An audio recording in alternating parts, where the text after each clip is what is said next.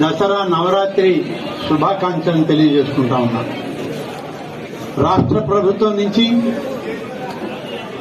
గౌరవ ముఖ్యమంత్రి గారు శ్రీ నారా చంద్రబాబు నాయుడు గారి నాయకత్వంలో దేవీ నవరాత్రి ఉత్సవాలని అత్యద్భుతంగా చేయడానికి దేవాదాయ శాఖతోటి రెవెన్యూ, పోలీస్, ఇతర అనేక శాఖలు కలిసి ఈ యొక్క ఉత్సవాలని విజయవంతం చేయడానికి ఇప్పటికే అనేక కార్యక్రమాలు, అనేక సమీక్షల తర్వాత ఈరోజు ప్రారంభమైంది.